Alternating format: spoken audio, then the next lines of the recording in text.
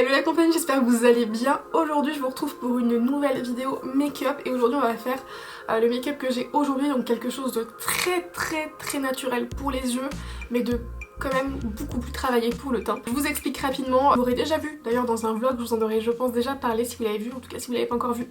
N'hésitez pas à aller le regarder. Il y a une maquilleuse que j'apprécie beaucoup sur YouTube. Elle a fait une vidéo dans laquelle elle montre vraiment pas à pas le contouring. Si jamais vous me connaissez, vous savez que moi je suis quand même plutôt adepte des maquillages. C'est travaillé mais que c'est naturel. Quand ça me prend pas trop de temps non plus, je suis encore plus contente. Mais fut une époque où même si j'aimais quand même que ce soit plutôt naturel, je me maquillais beaucoup plus les yeux, je me maquillais même...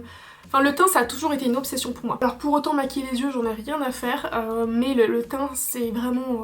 Regardant la dernière vidéo de Karina Châtel, je me suis dit allez pour le fun, demain quand tu te prépares fais exactement tout comme elle avec les produits que toi tu as. J'ai fait vraiment tout comme elle donc j'ai mis beaucoup de produits. Beaucoup trop à mon goût. J'ai repris plaisir à mettre un peu plus de produits sur ma peau et en fait à... Surtout mettre plus de produits mais de manière très subtile. En fait c'est surtout ça aussi l'intérêt de la vidéo que vous allez voir parce que finalement je fais pas comme elle le fait. Là je vous explique juste pourquoi j'ai repris goût à mettre plus de produits sur ma peau.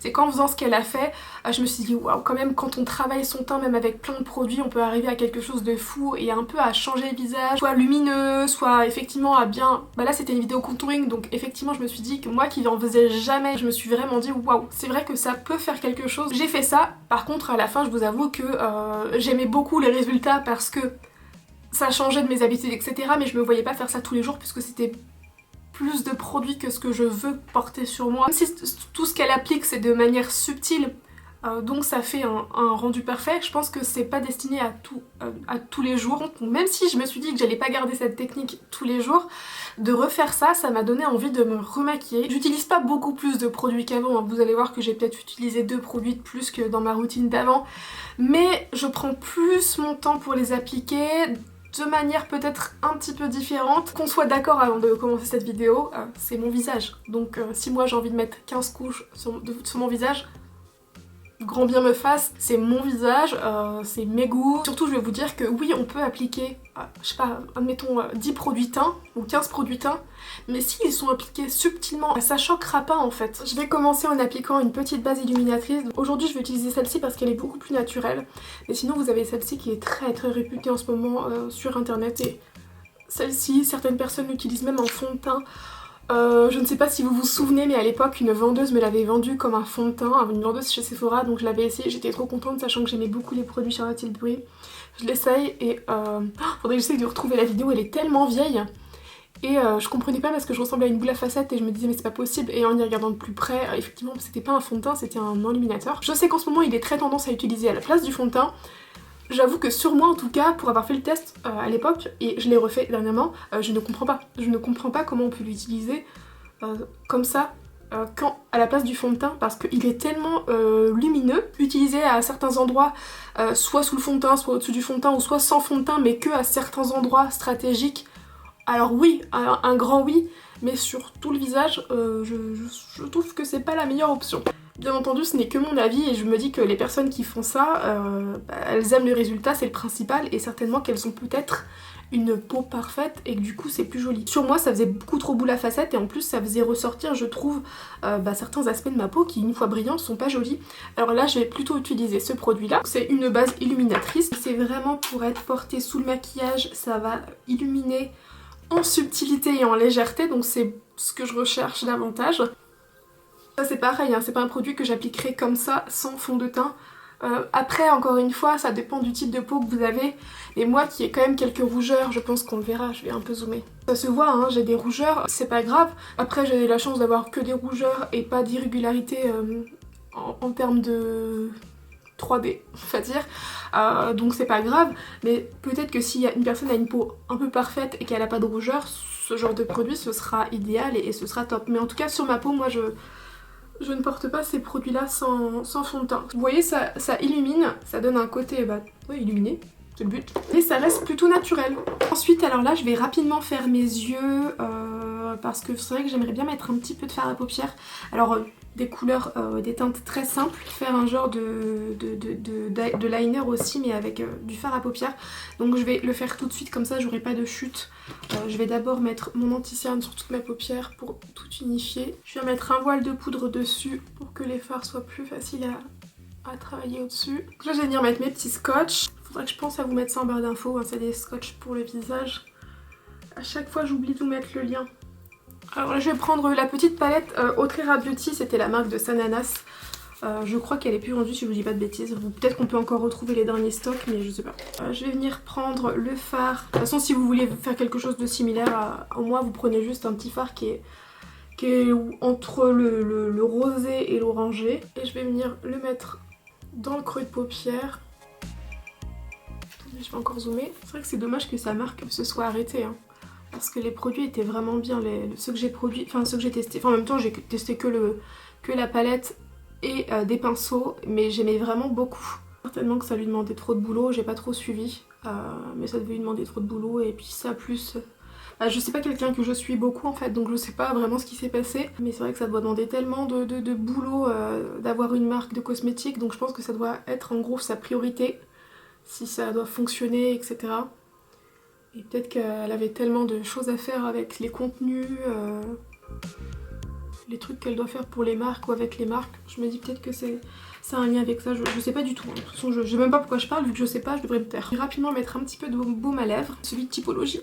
J'arrive à la fin, il va falloir que je le rachète. Je mets un petit peu du fard vraiment dans le creux, même ici interne. Avec un petit pinceau au bas. Du coup, un petit pinceau Autrera Beauty, je vais prendre l'autre teinte orangé marronné qui est ici. Celle-ci je la dépose ici, à la fois sur la paupière mobile externe et un petit peu aussi dans le creux de paupière. Je pense que je vais pas foncer plus que ça, ces couleurs là, je vais peut-être juste foncer avec un liner. Et ensuite pour faire un trait de liner, je vais utiliser, j'ai la palette là, Modern Renaissance d'Anastasia Beverly Hills, qui d'ailleurs est une bonne alternative finalement. Si vous vouliez une autre palette, les fards sont travaillés très bien, je l'utilise tout le temps. Je vais prendre le fard marron qui est juste ici, donc je vais prendre ce petit pinceau là, c'est un pinceau Anastasia Beverly Hills, il est vraiment précis. Je viens faire mon trait de liner en mettant du scotch.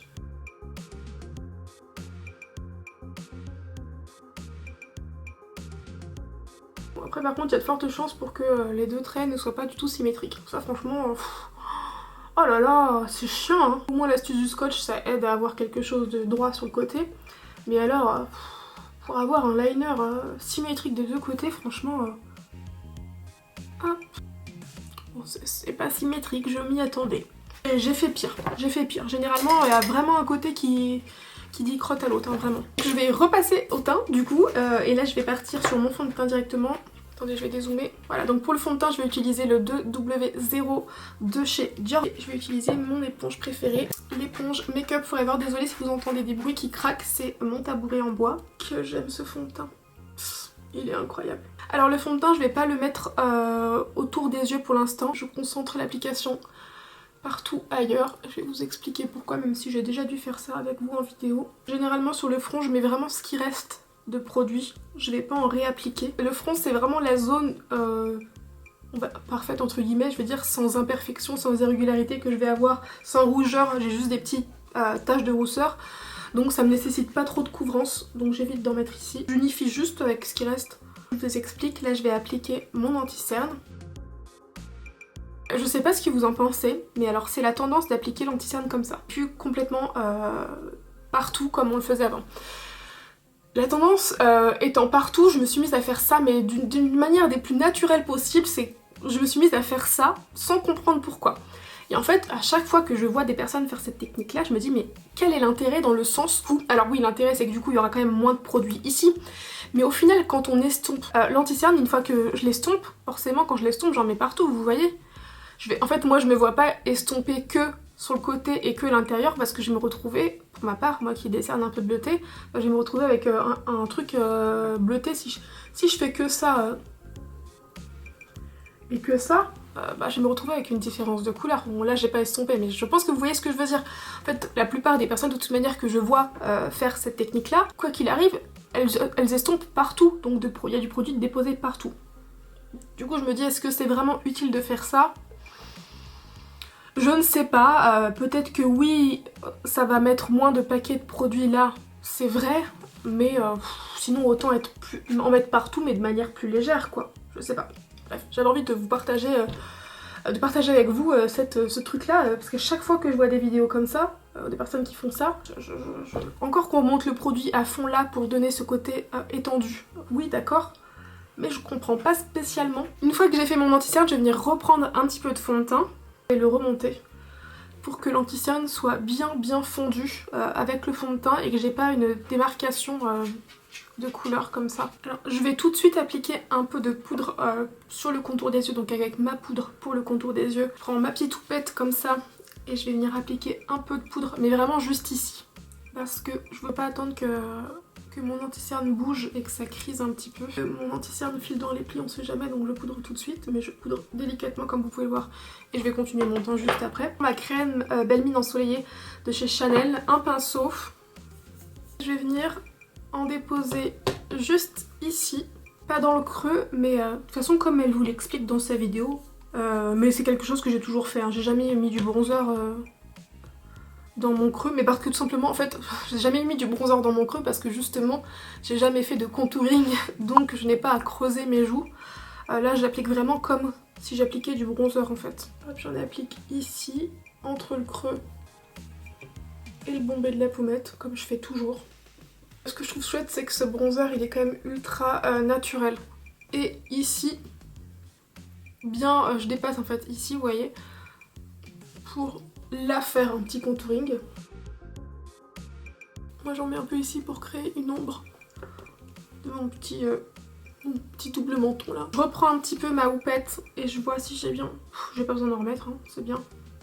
J'en applique juste un petit peu ici, un petit peu ici. Et Karina nous montre dans la vidéo que quand elle fait vraiment un fort contouring on va dire, elle va ensuite venir réilluminer le contour des yeux. Donc moi j'ai poudré, donc de toute façon je vais pas appliquer de produit au dessus, mais si j'avais voulu faire comme elle et réilluminer, j'aurais utilisé cette petite touche lumière de chez Sephora. La seule touche lumière que je vais faire c'est de, en fait juste ici, de poudrer avec cette poudre qui est translucide mais bon, qui apporte quand même un petit peu de lumière. Et je vais poudrer le reste de mon visage, même le bronzer. Je vais venir tapoter partout au-dessus de mon fond de teint. On applique même, vous voyez, au-dessus de mon bronzer pour que tout soit... Je dirais que c'est comme si ça harmonisait tout. Ça mélangeait tous les produits ensemble en fait. Après j'en applique une couche très légère par contre, hein. Je sais pas si on se rendra compte mais c'est vraiment très subtil. Vous voyez j'ai ça sur mon pinceau. Je fais comme ça et ça va me faire quasiment tout le visage. Donc ça fait beaucoup de produits mis les uns au-dessus des autres, mais vraiment en subtilité.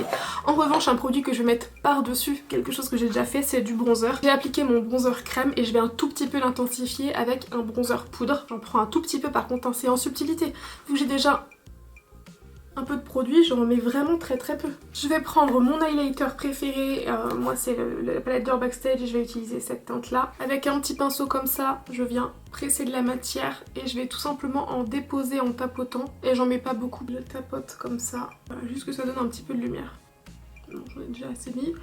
Un peu sur le bout du nez et ici. Le coin interne du mélange ces deux teintes. Je prends celui-ci là. Je vais même mélanger les deux. Je mets un peu de lumière au centre. Mon petit blush, j'ai acheté ce blush sur le site Sephora, même si c'est un MAC, mais vous savez que maintenant MAC est vendu sur le Sephora. C'est un des blushs très connu, c'est la teinte pêche, enfin peaches pêche. Je vais l'appliquer juste ici. D'ailleurs je l'utilise tout le temps ce blush, hein. Coup de cœur. Par contre, ouais, comme elle vous explique, et je trouve ça cool en fait, elle explique vraiment hyper bien. Moi c'est quelque chose que je fais aussi.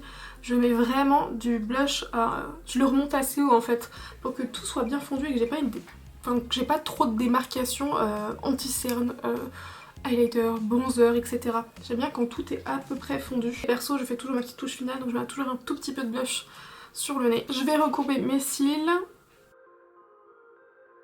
Oh, j'adore ce mascara, franchement il est fou. Oh, je sais pas si on se rend compte, faut que je zoome.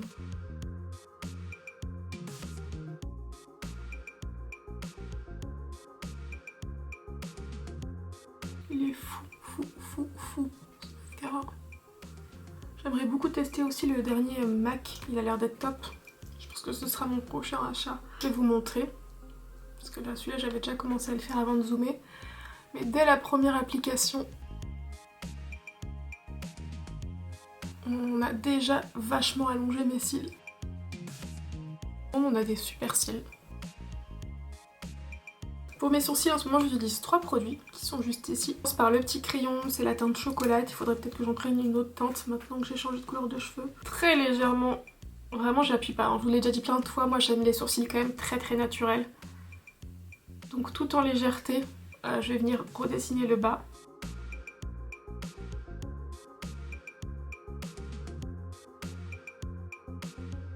Hop, un tout petit peu remplir mes sourcils. Et encore une fois, tout en légèreté. Je vais venir utiliser un liner pour sourcils. Avec ça, je vais faire comme si je créais des poils. La teinte est en fait vraiment la même que mes sourcils naturels. Je laisse un tout petit peu sécher et la touche finale, ça va être le mascara fixateur pour les sourcils. Et j'ai tendance à plutôt appuyer, tout est relatif, hein. On va dire que je frôle pas juste, j'appuie un petit peu, mais légèrement quand même. Comme ça, ça estompe un peu la couleur et ça rend le tout encore plus naturel. Voilà. On voit que mes sourcils sont dessinés, mais je trouve que ça reste plutôt naturel, c'est mon point de vue en tout cas. Je vais fixer mon maquillage et je terminerai avec les lèvres. Donc j'utilise la brume Dewy Anastasia Beverly Hills. Désolée si vous entendez le bruit de la pluie derrière. Quand c'est pas des travaux, c'est la pluie. Donc je prends mon petit contour des lèvres, c'est la teinte Sandy Beige de chez Huda Beauty que j'adore. Je fais le contour de mes lèvres, moi je dépasse nulle part sauf ici. Et en fait ici là, oui je vais un petit peu dépasser. Enfin c'est pas que je vais dépasser, si je dépasse, mais en fait je change un tout petit peu la forme de mes lèvres. L'arc de Cupidon que j'ai qui est quand même bien dessiné naturellement, eh bien je vais lui donner un côté un peu plus pulpeux. Ensuite je prends la teinte Abu Dhabi de chez NYX qui je trouve ressemble beaucoup à la teinte Sandy Beige.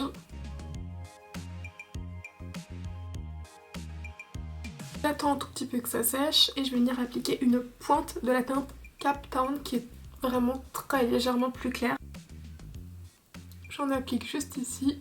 J'attends encore que ça sèche et ensuite je vais appliquer un gloss transparent par dessus. C'est le Lip Injection extrême de Too Faced. Voilà pour mon make-up du jour, le make-up que j'aime beaucoup faire en ce moment, donc travailler un peu plus mon teint qu'à mon habitude. J'ai vraiment repris plaisir depuis que j'ai regardé c'est vrai que sa vidéo. J'espère que ça vous aura plu ce petit make-up blabla, ce petit teint, j'adore. Moi j'aime vraiment ce genre de teint quand c'est très travaillé, vous le savez. Ça me donne tout de suite bonne mine, ça fait un côté très ensoleillé que j'aime énormément, donc j'espère que ça vous aura plu. Si c'est le cas, n'hésitez pas à mettre des petits pouces en l'air pour m'encourager. Ça joue beaucoup à la fois sur moi, ça me fait plaisir, et également ça joue beaucoup sur la visibilité de la vidéo, donc n'hésitez pas à la partager ou à mettre des petits pouces bleus pour me faire plaisir, pour qu'il y ait un petit peu plus de vues, ce serait chouette. Même si je cours pas après la vue, attention, absolument pas. J'ai plein de vidéos qui font 10 000 vues et certaines autres qui vont en faire plus, parce que ça va vous intéresser plus, et puis voilà, c'est pas pour autant que j'arrêterai de faire ce genre de vidéos qui ont moins de vues, mais c'est vrai que ça encourage toujours, voilà, on va pas se mentir. Bref, pour finir, n'hésitez pas aussi à vous abonner si c'est pas encore fait. Je vous fais des très gros bisous et je vous retrouve très vite dans une prochaine vidéo. Ciao!